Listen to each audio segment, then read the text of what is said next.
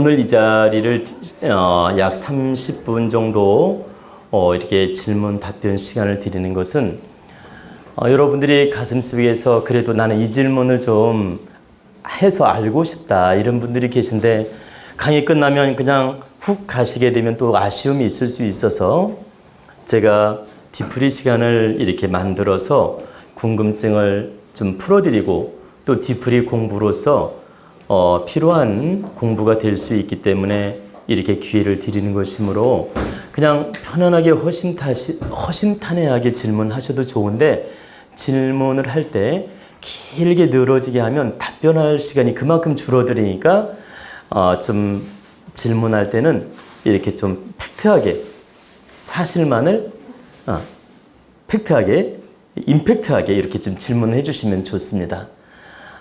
그리고 지금 답변 드리는 건 아주 아까처럼 10분, 20분씩 강의하는 게 아니고 한 1, 2분 이내로 탁탁 제가 아주 명쾌하게 잡아서 답을 드릴 거예요. 여러분들 궁금증 풀어드리기 위해서. 그러니까 이제 자, 지금부터 질문을 받겠습니다. 예, 한승범입니다. 기억나실지 모르겠는데 6년 전에 선생님 찾아뵙고 개명도 했었는데 그때 기억나실지 모르겠는데 제 몸무게가 120kg였거든요. 네. 예, 120kg였고 그리고 사업에 펄싹 망해가지고서 프랜차이즈 사업하다 쫄딱 망해가지고서 네. 찾아뵀었던 기억이 납니다. 네. 제 질문은 다름이 아니라 아까 뭐 오른손잡이, 왼손잡이 이런 말씀하셨는데 제가 50년간을 오른손잡이로 있다가 3년 전부터 왼손잡이로 바꿨거든요.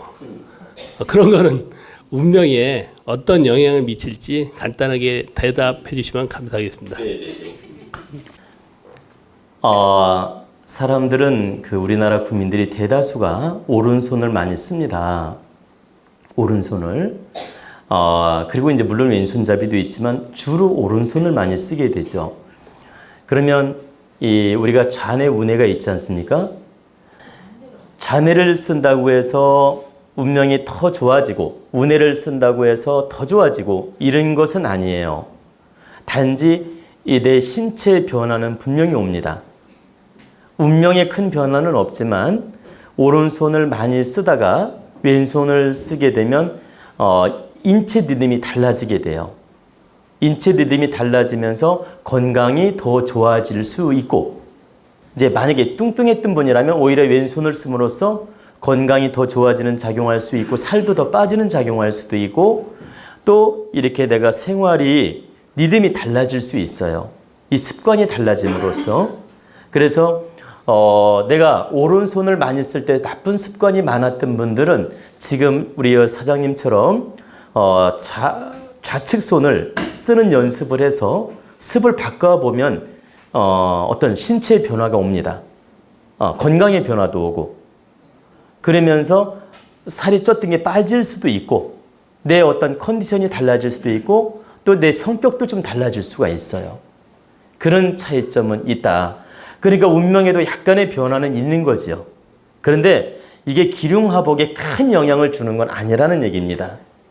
그러나 내 건강이라든가 약간의 관념이라든가 내 습은 좀 바뀔 수가 있다. 그래서 나쁜 습이 많을 때는 이렇게 바꿔보는 것도 하나의 방법이에요. 답이 됐습니까? 네. 박수도 안 치네. 네. 얼마 전에 저희 딸이 이사를 갔는데요. 안방을 보니까 북쪽으로 침대 머리를 둘 수밖에 없는 저기가 되더라고요. 북쪽에다 머리를 두면 안 좋다고 하는데 어떻게 해야 할지. 아주 좋은 질문이에요. 자, 여러분들 북쪽으로 머리를 두면 안 좋다는 것은 하나의 편견이지 절대적인 게 아닙니다. 북쪽으로 머리를 대야 오히려 좋은 경우도 많습니다. 풍수적으로 북쪽이 산 쪽이거나 북쪽이 높은 쪽이라면 일부러라도 북쪽으로 머리를 대고 자는 게 좋아요. 그리고 왜 북쪽으로 머리를 대고 자는, 그러니까 북쪽으로 머리 대고 자지 말라는 그런 풍설이, 속설이 나왔냐면은 북쪽은 북망산천. 우리가 죽으면 북쪽으로 간다. 음의 세계로 간다. 북쪽으로 간다. 즉 저승세계가 북쪽이다. 음의 세계. 예. 그래서 그런 선입견, 그런 편견 때문에 북쪽을 싫어하게 됐고 북쪽으로 머리를 대고 자지 마라 이런 말이 나오게 된 것이지 이게 풍수 원리상으로는 맞지 않는 말이에요. 그래서 풍수적으로 북쪽이 산 쪽이거나 높은 쪽이라면 일부러라도 북쪽으로 머리를 대고 자는 게 좋습니다. 그리고 북쪽은 북두칠성의 기운을 받는 방향이기 때문에 좋은 방향이에요. 그래서 만약에 풍수적으로 북쪽이 좋다. 그러면 오히려 북쪽으로 잠으로써 북두칠성의 기운을 받을 수 있고 풍수적 기운도 받기 때문에 이건 이중적으로 좋은 작용을 합니다. 그래서 북쪽으로 머리를 대고 잔다고 해서 편견을 가질 필요가 없다는 얘기입니다. 아시겠죠?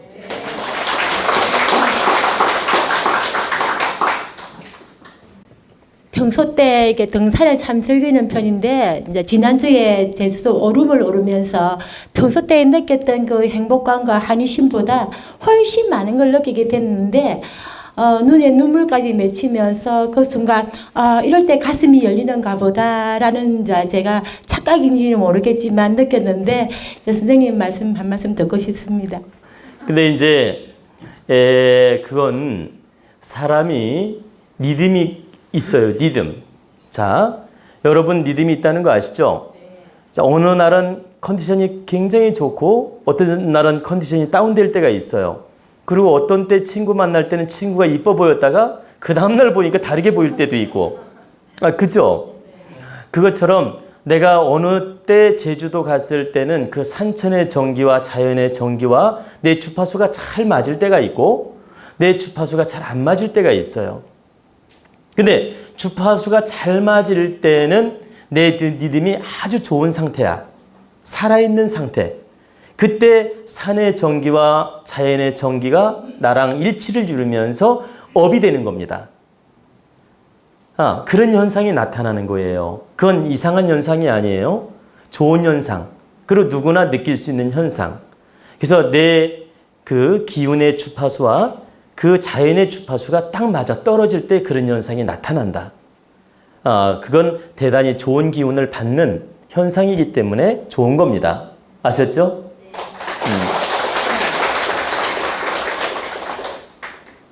네, 반갑습니다. 저는 스님 오늘 처음 뵙습니다. 저는 두 가지 암을 가졌던 사람 중에 한 사람인데 모든 사람들이 전부 죽는다고 그랬어요. 제가 선고를 2달 받았었거든요. 근데 아직도 이렇게 건강하게 살아있는데 살아있는 이유가 있지 않겠나. 선생님한테 그거 좀 묻고 싶어서 왔습니다. 네. 감사합니다.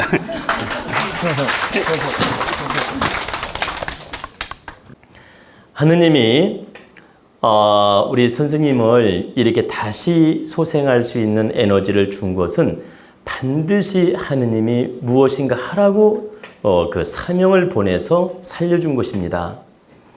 사람이 살 때는 놀고 먹고 잠자고 이렇게 동물처럼 살으라고 보낸 사람은 단 한 명도 없어요.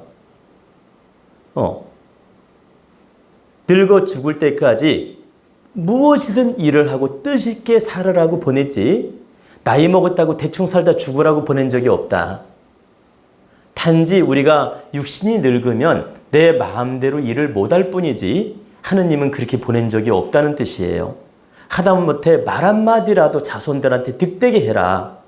이렇게라도 사명을 주었지 너는 나이 먹어서 늙었으니까 누워가지고 그냥 밥이나 축내다가 그냥 죽어라 이렇게 보낸 적이 없다.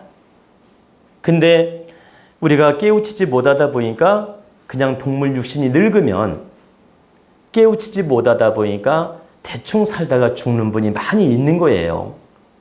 근데 하느님은 이렇게 보낸 적이 없다는 뜻이에요.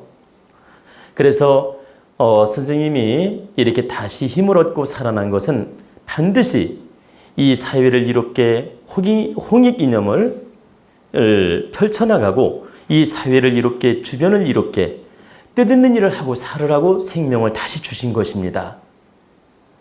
그리고 지금 생명 에너지를 다시 얻은 건 하늘의 첫째는 도움을 주셨지만 그 인연법을 부인을 보내가지고 남편을 잘 케어해서 다시 살려서 이 세상을 이롭게 하는데 일조를 해라. 이런 사명을 주셔서 살려준 겁니다. 그렇기 때문에 큰 병고에 휘달리다가 살아난 분들은 반드시 이 사명감을 잊지 말아야 돼요. 그래야만이 건강하게 오래오래 살다가 마무리를 할 수 있지. 이 사명감을 잃어버리고 대충 동물처럼 살게 되면 반드시 또 질병이 옵니다. 이건 겁주는 게 아니에요. 오해하지 마십시오. 내가 대충 인생을 살면 또 그 질병이 온다는 얘기예요. 근데 내가 뜻있게 정말 보람있게 공부도 하고 사람을 이롭게 노력하고 내가 이 사회를 위해서 한 뜸이라도 노력하겠다는 마음이 서게 되면 그때부터는 절대 그 병이 오지 않아요. 그리고 건강을 지키게 도와줍니다. 어떤 인연이든 보내서 도와줘요. 의사를 보내주든 보세요. 건강에 아주 특별한 재주가 있는 사람이든 어떤 인연을 통해서라도 선생님을 돕게 만들어준다는 얘기입니다. 그러니까 앞으로 그런 사명감을 가지고 내가 이 사회에 어떤 식으로든 득되는 사람이 돼야 되겠다. 이런 이념을 꼭 세우시란 얘기입니다. 아시겠죠?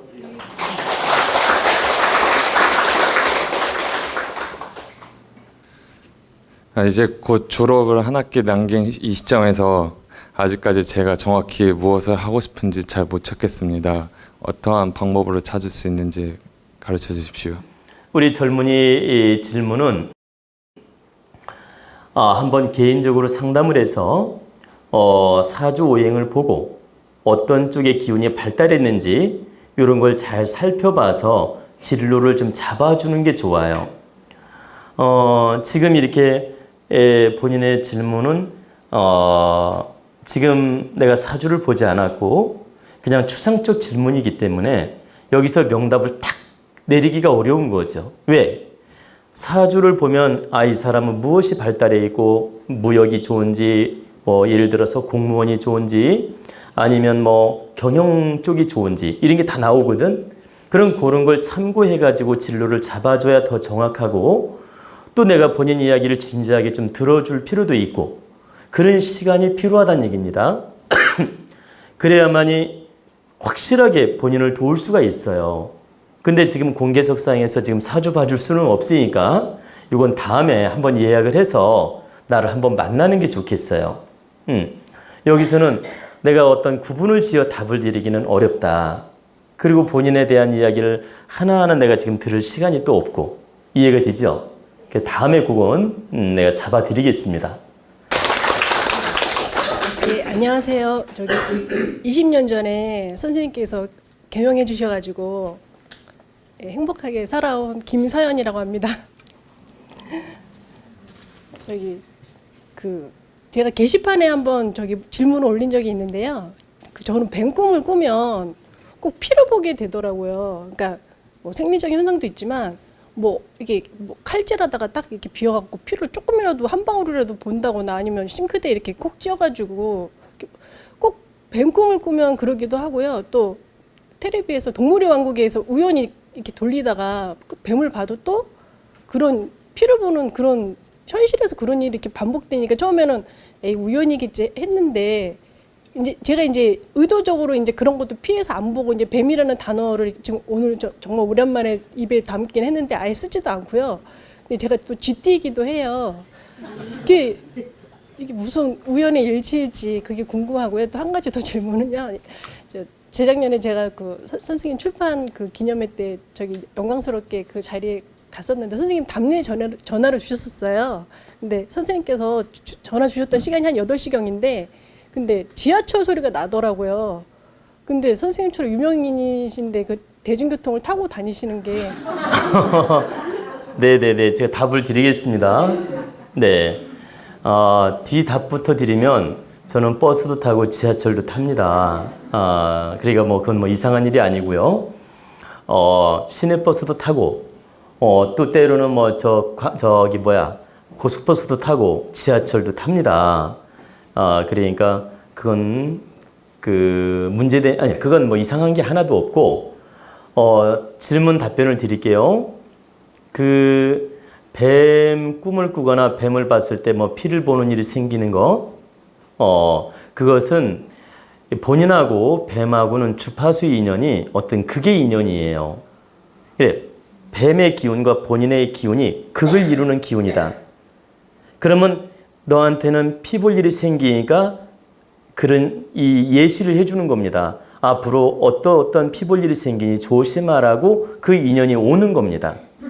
그러면 눈앞에 그런 인연들이 오게 되면 아, 하늘이 예시를 해줬구나. 그러니까 내가 좀 조심해야 되겠구나. 이걸 긍정적으로 예시로 받아들여야지 이걸 자꾸 편견이나 부정적으로 받아들이지 말라는 거죠. 부정적으로 받아들이면 본인한테는 계속 나쁜 일이 겹칠 수가 있어요. 그런데 내가 이것을 하느님이 어떤 나한테 조심하라고 메시지를 주었구나 이렇게 긍정적으로 공부를 받아들이면 나쁜 일도 안 생기고 뱀을 봐도 나쁜 일도 안 생기고 그런 피를 보는 일이 안 생기게 됩니다.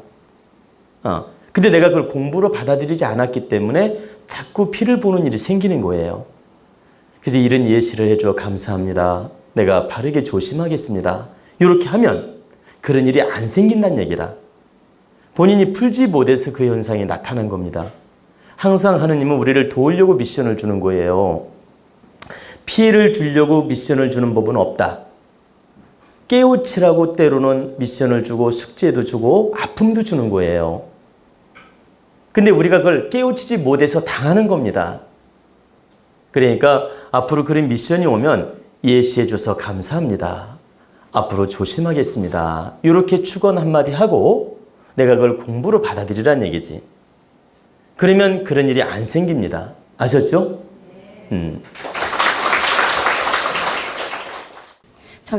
제 사위가 30대 초반에서부터 여지껏 지금 30대 후반이거든요. 근데 직장 상사, 바로 이 상사가 항상 그렇게 힘들게 하니까 또 회사를 옮기면 또 그런 현상이 또 일어나고 하는데 본인이 그거를 어떻게 해야 하는 건가? 네네, 아주 좋은 질문이에요. 원래 이것은 길게 강의해야 되는데 일단 시간 관계상 짧게 하겠습니다.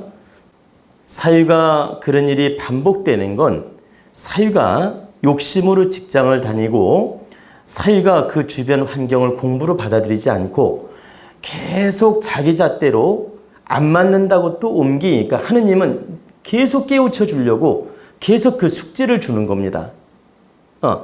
그러니까 무슨 말씀이냐면 이 자리에서 어려움이 왔을 때 이걸 내가 긍정으로 받아들여서 공부로 풀어내가지고 잘 극복해서 좋게 승화시키고 다른 데로 가면 그런 일이 안 생기는데 여기서 숙제를 풀지 못하고 피하는 거야.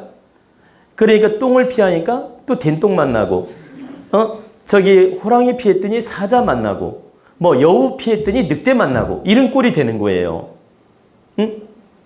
근데 내가 이걸 깨우쳐서 공부로 받아들여서 그 회사에서 아주 득되게 내 공부로 삼고 노력을 해가지고 갈등을 다 소화해버리면 갈등 문제를 해결해버리면 다른 데 가더라도 그 미션이 안 온다. 이건 사위 공부가 안 돼 있고 질량이 안 돼 있고 마음 자세가 안 돼 있는 겁니다. 이 이야기를 반드시 사위한테 들려주세요. 이건 사위가 욕심으로 지금 직장을 다니고 있고 바른 자세를 갖추지 못했기 때문이다. 퇴근 시간이 응? 퇴근 시간이 없어요. 퇴근 시간이 없다고 회사가? 본인이 퇴근을 할 수 있게끔을 안 하니까 자꾸 옮겨지게 되나. 그러니까 퇴근 시간이 없더라도 하늘이 이건 나한테 준 미션이구나 이렇게 받아들여서 내가 이 회사를 득되게 하면서 열심히 노력하겠다는 마음을 가져야 된다니까. 그래서 그 회사 사장이 인정을 해주고 당신은 정말 우리 회사의 인재다. 내가 월급을 좀 더 주고라도 붙잡아야 되겠다. 이런 마음이 들 정도로 내가 공부가 돼야 된다는 겁니다. 근데 선생님 바로 윗상사가 아니 그러니까 지금 얘기하잖아요. 윗상사 공부를 시키고 있다고. 네. 그래 어떤 사람은 밑에가 공부시키고 어떤 사람은 윗사람이 시킨다니까. 그리고 회장님이 공부시키는 일은 거의 없어요. 바로 윗사람이 시키지. 한번 생각해 보세요. 우리가 직장 생활하면 바로 주변에서 나타나지 먼 데서 안 나타나잖아. 그래요 안 그래요? 그래서 바로 상사, 동료가 우리 공부를 시키는 겁니다. 아셨죠?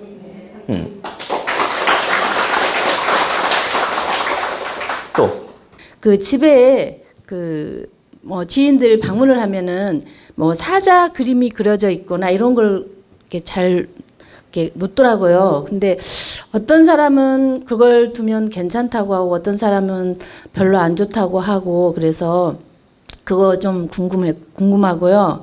그리고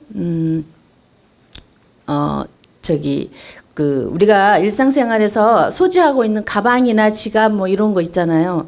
이런 거를 자기 사주에 맞게 그 맞는 색이 필요한지 그것도 궁금하고 또 딱 한 가지만 더 지인이 그 이사를 집을 내놨는데 빨리 나가기를 바라는데 빨리 나가게 할 수 있는 비법이 있는지 좀 알려주세요. 자, 답을 드리겠습니다. 자, 첫 번째 질문부터 답을 드리면 사자나 호랑이나 큰 동물 이런 것을 집에 걸어 놓을 때는 그것도 하나의 기운이에요. 내 기운이 그걸 감당할 정도가 될 때는 걸어 놔도 좋습니다. 근데 내 질량이나 기운이 낮을 때는 그런 큰 동물 그림을 걸어 놓는 게 득되지 않아요. 여러분들은 그림이라고만 생각하지만 거기에는 기운이 서려 있습니다. 하나만 증거를 드릴게요. 여기 벽면에 큰 부처님 상을 그려놨다고 합시다. 여기 벽면에다가. 그럼 여러분들은 이 그림, 부처님 그림을 볼 때 느낌이 훅 올 겁니다. 왠지 조심스럽고 위험스럽고. 근데 여기다 토끼 한 마리를 그려놨어요. 똑같은 장소에. 어떨까요, 느낌이? 아무렇지 않지요? 귀엽네? 근데 여기에 큰 부처님 상을 그려놨어요. 느낌이 다르죠? 바로 느낌이 다른 이유는 내가 그 그림을 보는 순간 기운이 달라지는 거예요. 인기가 동하여 변화를 일으킨다. 인기가 동하여 그 사자 그림은 긍정이 될 수도 있고 부정이 될 수도 있다. 그럼 내 질량의 기운이 크면 이 사자 그림은 긍정적으로 작용을 하고 내 질량이 작을 때는 부정으로 작용한다. 호랑이 그림도 마찬가지고 사자 그림도 마찬가지고 용 그림도 마찬가지고 이런 큰 동물 그림은 에너지가 있다라는 거예요. 그 기운이 세다.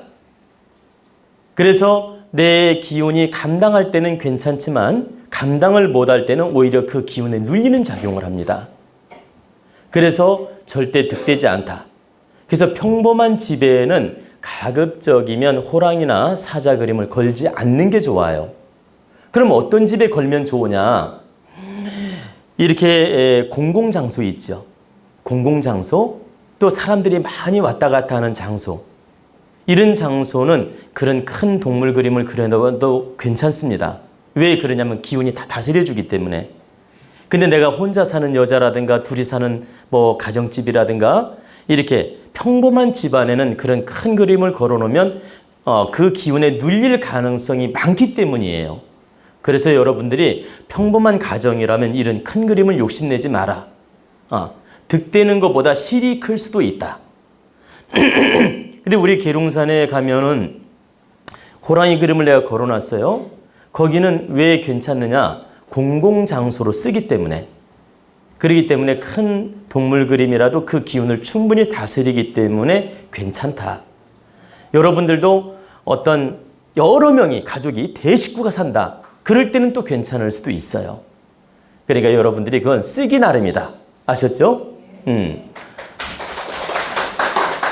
그리고 그 마지막 그래 난 답을 마저 드려. 아니 지금 뒤에서 질문하려 하길래. 네 얘기해 드릴게. 뒤에서 질문하시길래 한 가지씩만 해야 돼. 지갑이나 가방이나 이런 것을 내 팔자 오행에 맞는 색깔로서 쓰는 것도 득이 됩니다. 근데 누가 일일이 그걸 맞춰서 쓰는 분도 있지만은 또 일일이 맞춰 못 쓰는 경우도 많잖아요. 그죠? 그래서 여러분들이 지혜로운 방법은 내 사주에 목이 필요하다, 화가 필요하다 이런 거에 따라서 내 오행에 따라서 지갑이든 또 가방이든 내가 애용하는 물건을 쓰는 건 지혜로운 방법이니까 그렇게 해도 좋다는 얘기입니다. 단 너무 또 여기에 매이지는 마라. 내가 내 팔자에 맞는 색깔이 아니라고 해서 썼다고 해서 큰 문제가 생기는 게 아니니까 두려움도 갖지 말고 매이지도 말란 얘기입니다. 그러나 주로 내가 내 팔자에 맞는 색을 잘 쓴다는 건 지혜로운 방법이다. 적극 추천할 수 있다. 아셨죠? 두 번째 대답 됐죠? 세 번째가 또 뭐였지? 그것은 여기서 공개가 안 됩니다.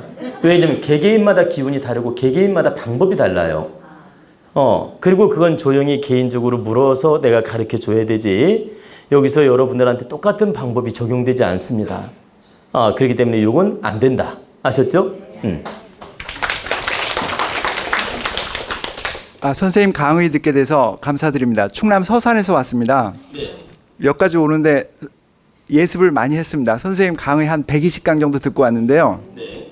하루에 3, 4강씩 30일 들었습니다. 제 욕심인 것 같지만은 선생님 강의를 들으면서 우리 이한국 선생님 레벨까지 올라가려면 어떤 공부를 해야 그게 가능한 건지 이런 꿈도 좀 한번 가져봤는데요. 남은 여생 열심히 노력해가지고 마음 공부를 하고 싶은데 그 지름길 좀 가르쳐 주셨으면 감사하겠습니다.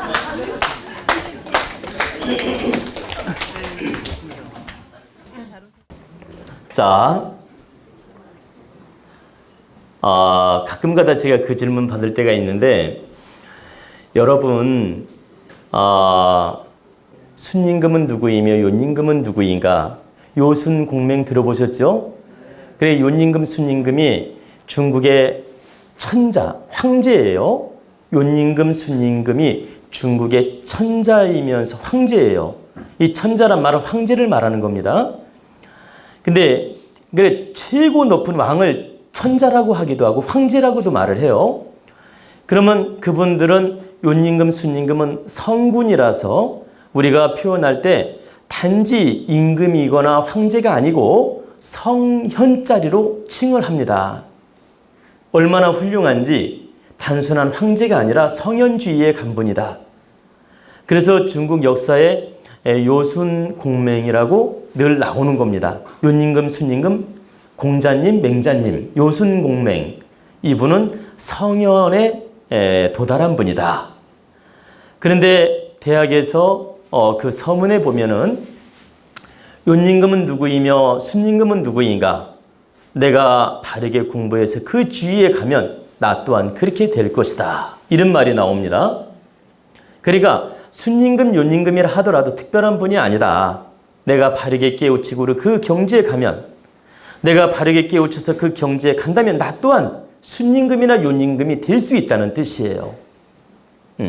그 말씀처럼 여러분들이 열심히 깨우치고 공부해서 노력을 하면 얼마든지 저보다 더 훌륭한 사람이 될 수도 있다는 얘기입니다. 그러니까 특별하게 고민할 거 없다는 얘기입니다. 그러면 열심히 공부하는 방법을 가르쳐 드릴게요. 일단은 우리 선생님께서는 지금 400강이 넘었으니까 그 강의를 3번씩은 꼭 들으셔야 됩니다. 그러면 3번씩 들으면 한 1200강이 넘죠? 1200강이 넘게 3번씩은 공부를 하셔야 돼요, 일단. 1차적으로. 그리고 두 번째는, 다양한 지식을 갖추도록 내가 바르게 노력을 해야 돼요. 이것뿐만 아니라, 그리고 세 번째는 자연의 이치를 깨우치려고 늘 관찰 능력을 키워야 됩니다. 여러분들은 자연의 모습을 그냥 보고 지나치고 있는 거예요. 근데 늘 자연을 관찰하는 능력을 키워라. 그래야만이 내가 성장할 수가 있다. 이게 방법이지 그 이상 방법이 없습니다. 아시겠죠?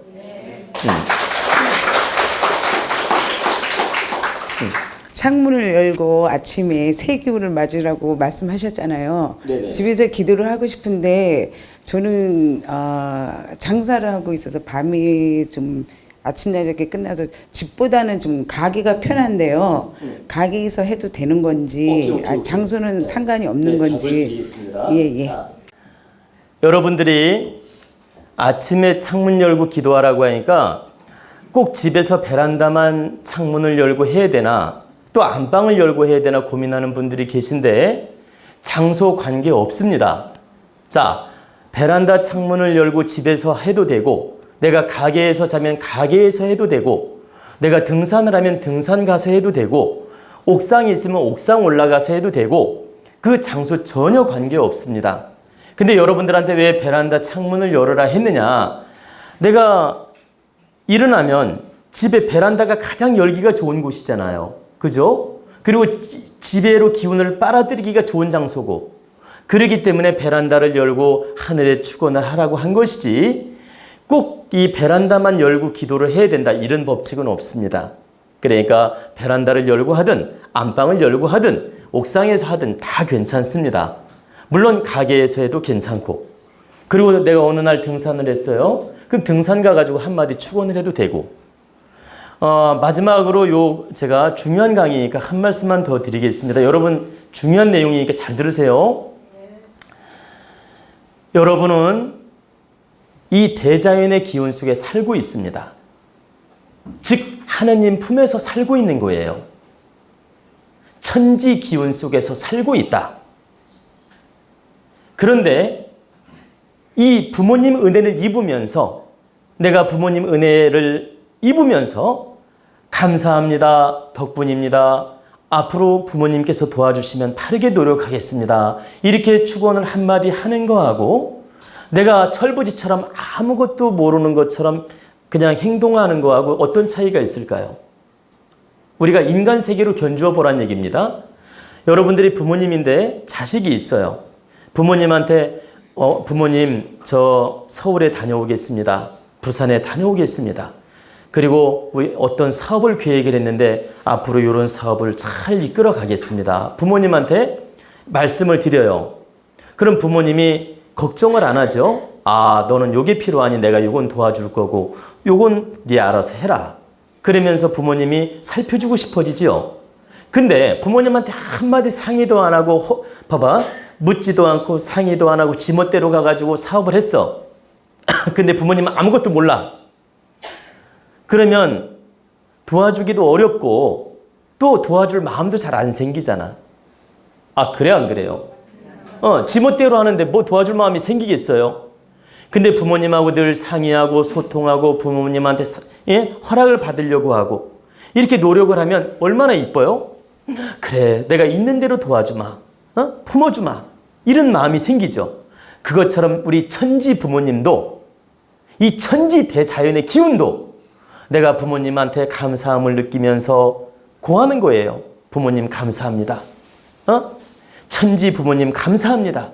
이렇게 바르게 노력하겠습니다. 그러니 기운을 열어주시옵소서. 이렇게 바르게 축원을 하면 그 기운이 늘 나를 돕게 된다는 얘기입니다. 우리는 소리를 통해서 기운이 전달하고 소리를 통해서 기운을 얻게 되고 소리를 통해서 그 천지 기운과 내가 하나가 돼요. 그래서 여러분들한테 기도할 때 우물쭈물하지 말고 소리내서 바르게 하라고 하는 겁니다. 이 음파 에너지를 통해서 나랑 소통이 이루어진다. 그래서 우리 저기 지금 건강이 많이 좋아하신 선생님도 부인이 늘 공부하고 기도하는 마음으로 노력하셨기 때문에 그 힘으로써 남편 되시는 분이 저렇게 좋아지신 거예요.